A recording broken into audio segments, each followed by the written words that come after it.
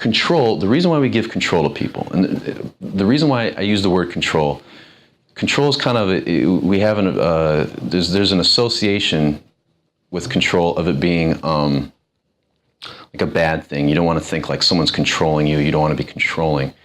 Well, but we also hear women saying, I like a man who knows how to take control. Well, true control can only be given first. Okay. And it's a lot of times we don't know that if we're observing, what happens is the woman gives control or offers you the option or possibility of taking control, and then you do it. And a lot of times that happens like, it almost looks simultaneous, but it's sometimes the way you take control, she feels she likes it, and so she lets it happen.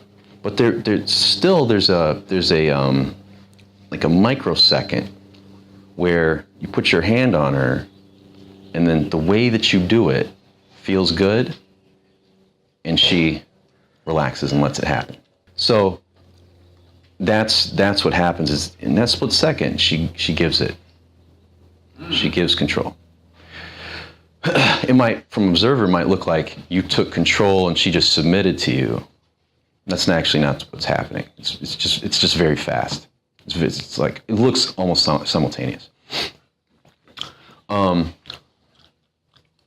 reasons why we give control are respect, safety, and anticipation. That's why we elect a certain. That's why you vote for a certain politician. You respect them. That's why they're always trying to dig up old dirt on politicians, right? Yeah. Kill respect, kill his chances of getting elected. Safety. You ever heard of a politician that's weak on crime? That says he's weak on crime? Every politician is tough on crime, right? We just want to feel safe. Jobs, right? Mm-hmm. Going to improve the economy, whatever. And anticipation of pleasure. And interesting thing about pleasure, there's the sensory pleasure, the physical, like sexual pleasure, for example, that it just feels good.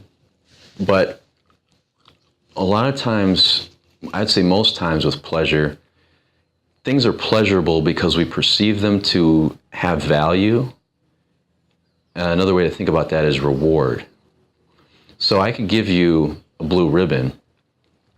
I could just hand you one right now and you'd be like, what the fuck is this? I don't care about this. You probably actually had a negative response. You'd be like, okay, now I have to deal with this ribbon, right? I want to throw it away in front of them. All these negative thoughts now about the ribbon. Well, if, let's say you go through this weekend and at the end I say, you didn't realize this whole time I was testing you to, see, you did a really good job, and so here's this blue ribbon. And then the blue ribbon, now it has meaning. You say, oh, and there's a pleasurable feeling to that. Okay? In the same way, your attention can be,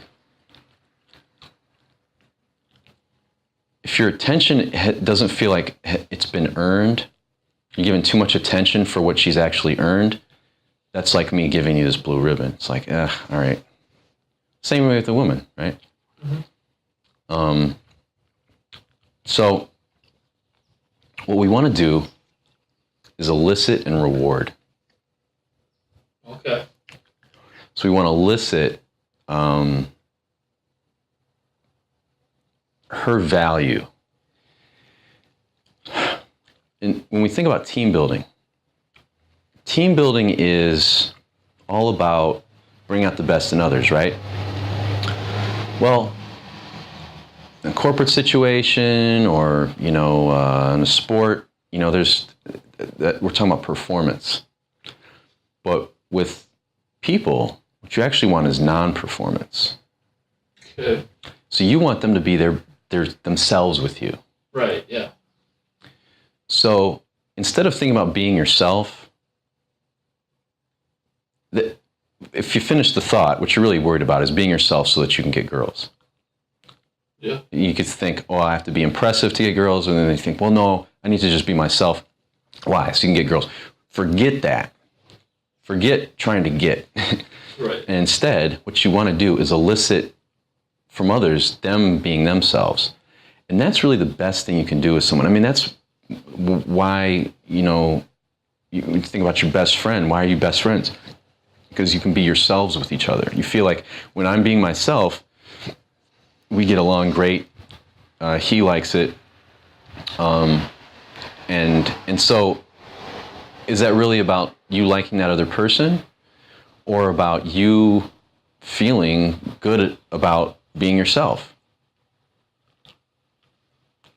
It's probably feeling good about being yourself. Right. Yeah. It's always about you. It's always about you. So, you as a woman wants, if a woman can feel like she can be herself with you, that's it. That's it. Game over. Literally game over. The game is over. There's no game. You don't have to do game anymore. And game over in the sense that you don't have to worry about stuff at that point. You don't have to worry about her meeting another guy or worry about your own value. If a woman feels like she can be herself around you, and when I say herself, that's going to be manifest her unique way of inspiring, nurturing, and surrendering. Okay. So we want to elicit that.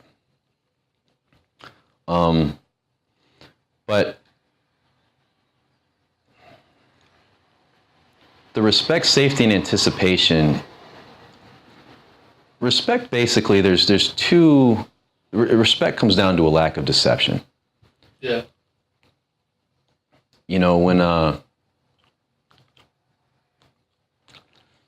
back in the day, Bill Clinton, they found out he smoked weed in college or something, and he said, "Well, I didn't inhale," and then people made a lot of jokes about that. He actually lost respect. That was the wrong answer.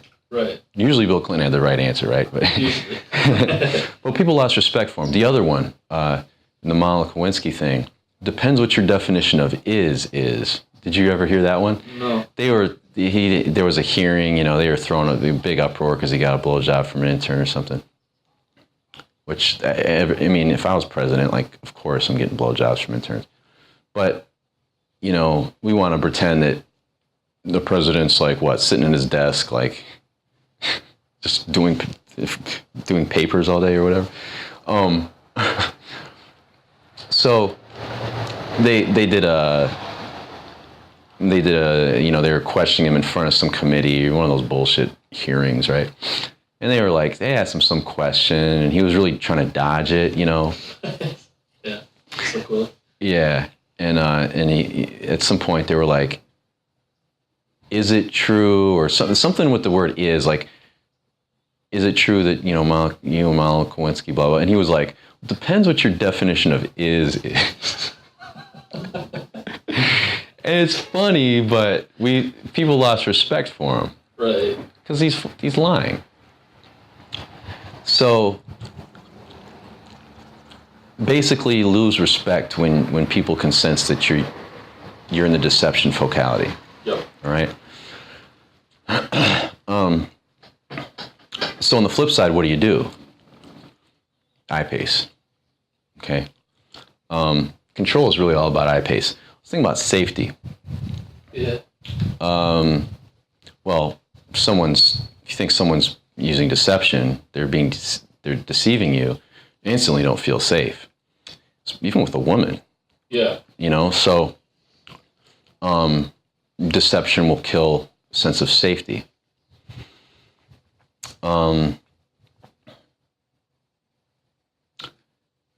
Deception a lot of times indicates potential you want to take something or you want to harm somebody.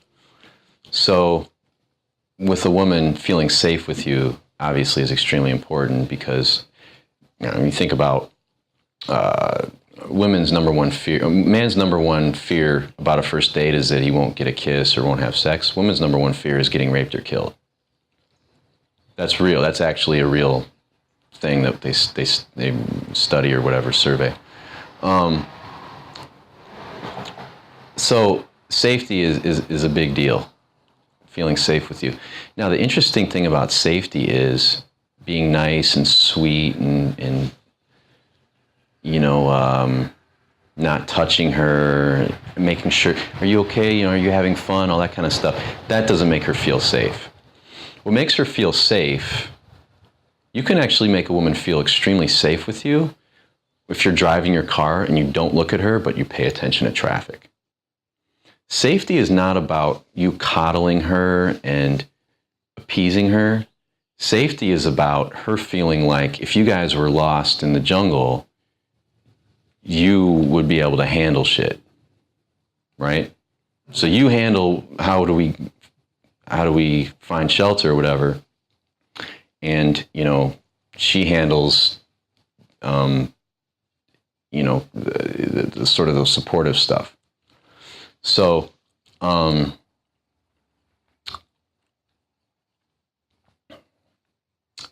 anticipation of pleasure, I was getting into that. The anticipation of pleasure, there's the physical pleasure of sex that a woman, wants to, that's a huge motivation. I mean, women are on fire. They are so horny. They're so fucking horny. And you got to think like a woman, they might not admit it, but you'll get flakes. You'll have women like not be interested in hanging out with you if they don't feel like there's the possibility that you'll fuck them. Really? Oh my God. And it makes perfect sense. You've just been conditioned, and you've been conditioned to not know that, and she's been conditioned to hide that. But even if she's like trying to be a good girl and says, well, I'm not going to sleep with him on the first date or whatever, that's the conditioned part of her. But the primal woman, the animal, wants to get fucked. Just talking about the stuff that you're learning will, I talk about this stuff with women all the time. And it leads to us sleeping together pretty quickly. Dude, my articles like make women horny. I heard you say that. Yeah. So there's nothing bad about it. I'm letting her know that she can be bad with me. Yeah. I'm bad already. Bad is a stupid term. It's not bad. We say that. We say bad because like that's just the word that we've been conditioned to use. But women love it. When women tell me like, "Oh, you're naughty, you're bad." But what does that mean, right? You're turning me on, right? I know her secret. I know she's horny. I know if she's hanging out with me, if she's talking to me for longer than 5 minutes, she's probably on some level already thinking about getting fucked.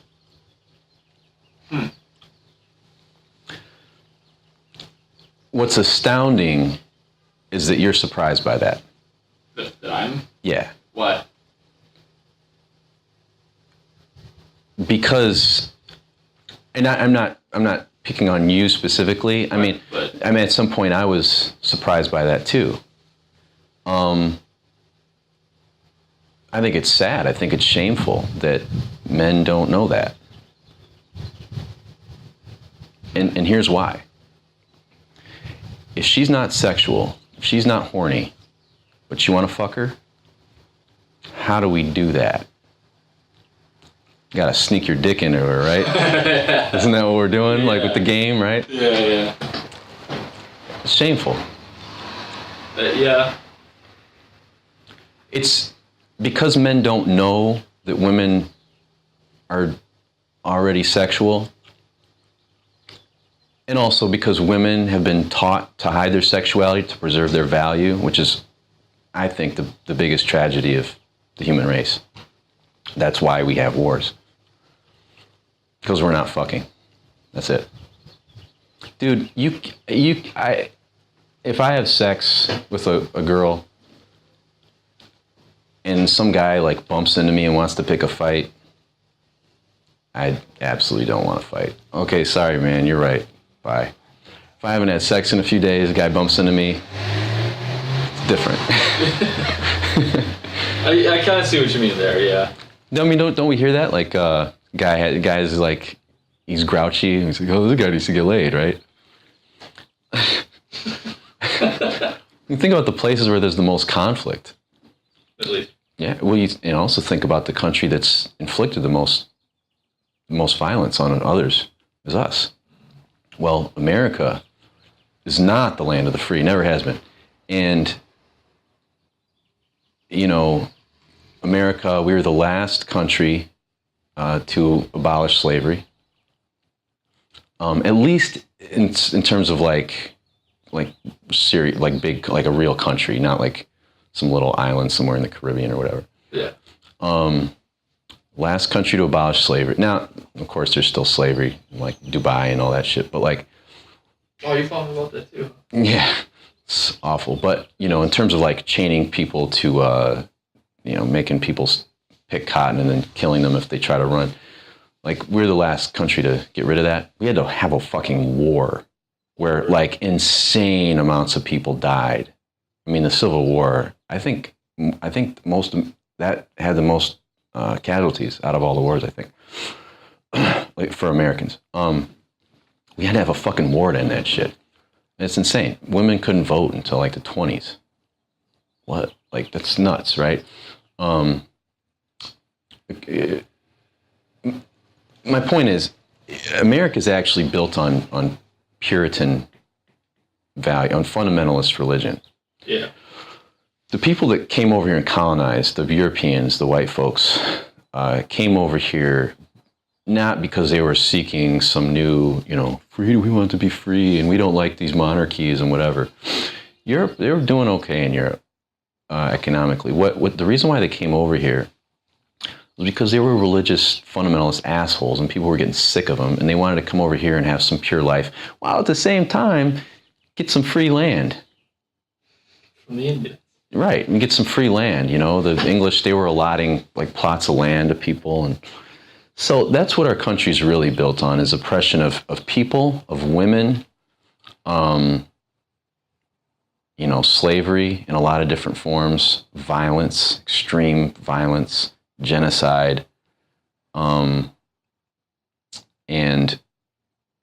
then the religion, and then let me say the propaganda to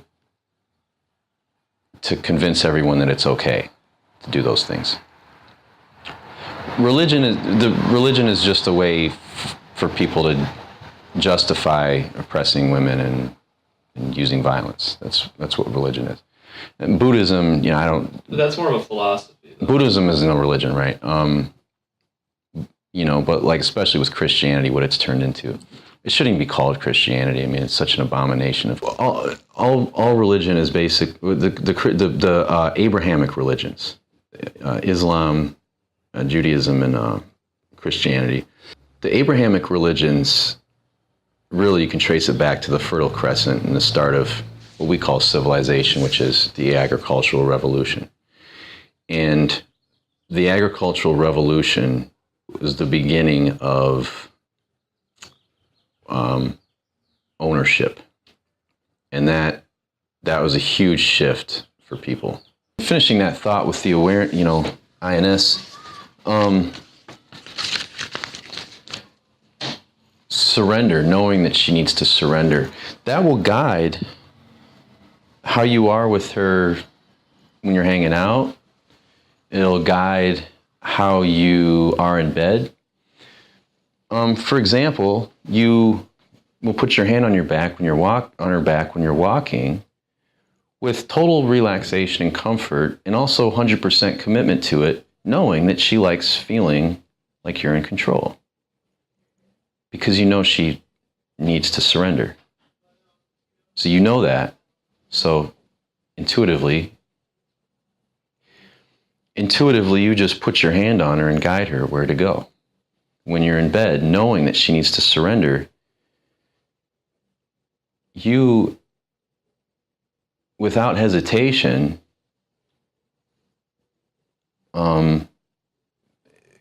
take her body and bring it to the edge of the bed and hold her with this arm here and hold her by your ankles and pound the fuck out of her.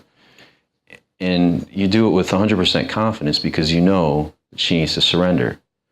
So that's what she's doing at that point. You also know what you say to her, sexually, like what you say while you're in bed, will be guided by knowing that she needs to surrender. She needs to feel that she's inspiring you. In other words, turning you on. She needs to know that she's nurturing you. What you say to her while she's giving you a blowjob is guided by knowing that she needs to feel like she's nurturing you. And so you'll say things that resonate with her, need to feel like she's nurturing, which makes her want to do that shit all the time. Right? Yeah.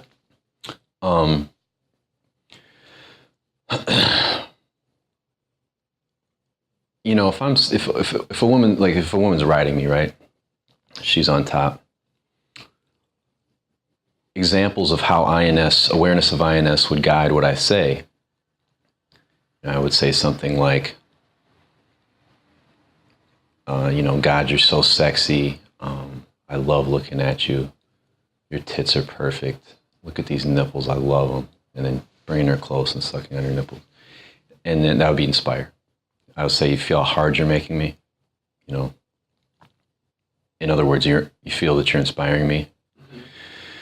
Saying, leaning your head back and saying, oh my God, that feels so good. You're so good at that, baby. You know how to work my dick like perfectly. That's nurturing, right? Mm-hmm. And then saying,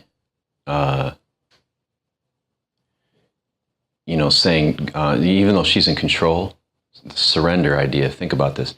I'll say, go for it, get it. That's your dick. You made it hard. You deserve it. Fucking use that dick. That's all yours. Just go crazy. Just do whatever you want. Well, she's in control, right? But the surrender aspect there is she doesn't have to think anymore. She can totally let go and just do what comes natural.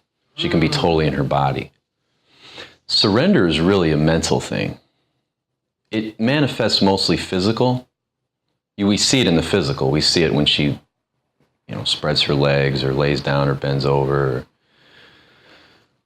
or when she just kind of is passive and lets you guide her when you're walking around and that sort of stuff.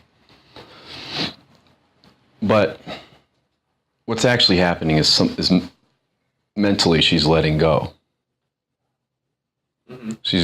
She's letting go of control. All right? So even if she's physically sort of in the lead or not in the lead, but like she's in control, if mentally she can stop thinking and just do whatever happens, whatever comes natural, which happens with women. I mean, especially if she's like riding you, like when she forgets like what Cosmopolitan magazine said to do and she just starts doing what her body tells her to do, she just starts using your cock, right? That's when they start to have the orgasms. That's when they start to feel really good. So when you know she needs to surrender to feel really good, to feel like a woman, to feel like the woman she wants to be, that'll guide what you say, what you do, intuitively.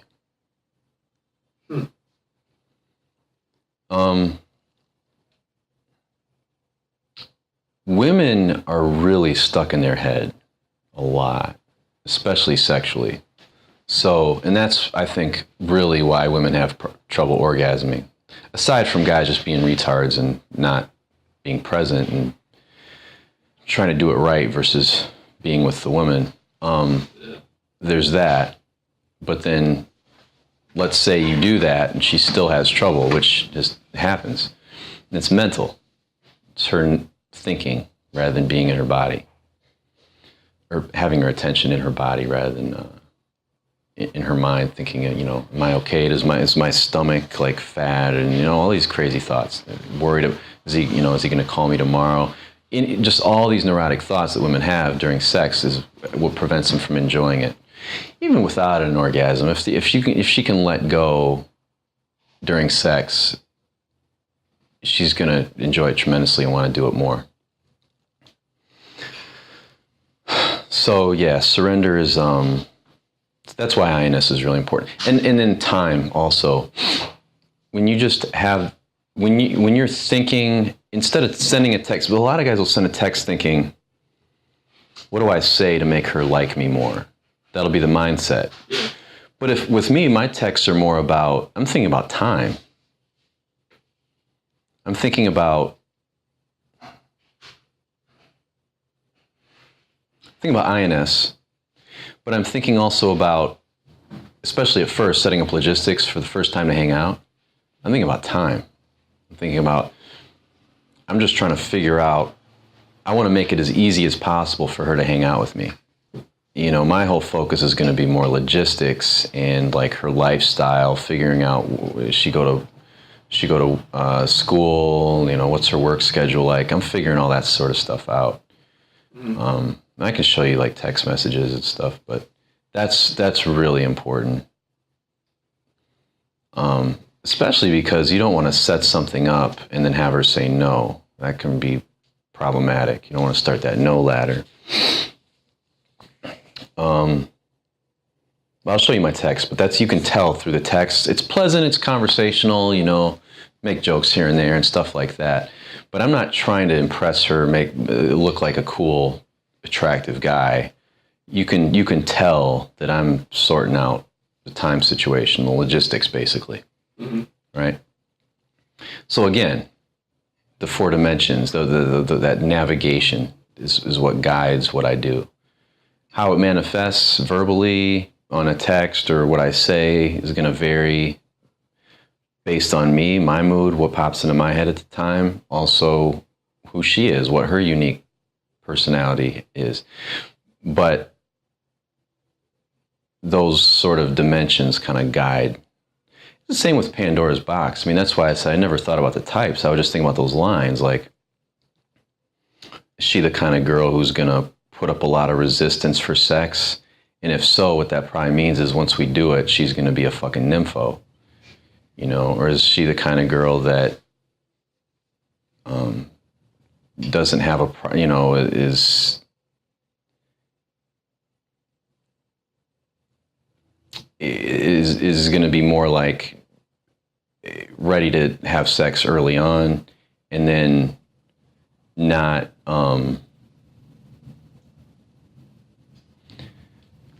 you know, have sex early on, but then, you know, after that, not make it clear that it's a big deal to her, but secretly it is. All those kinds of trains of thought, I would start having those trains of thought after I did all the Pandora's box research. Mm-hmm. So, and I don't really think about those anymore. The INS is much better. Right. But that, in the same way, it's just giving you just like a starting point to where to put your attention.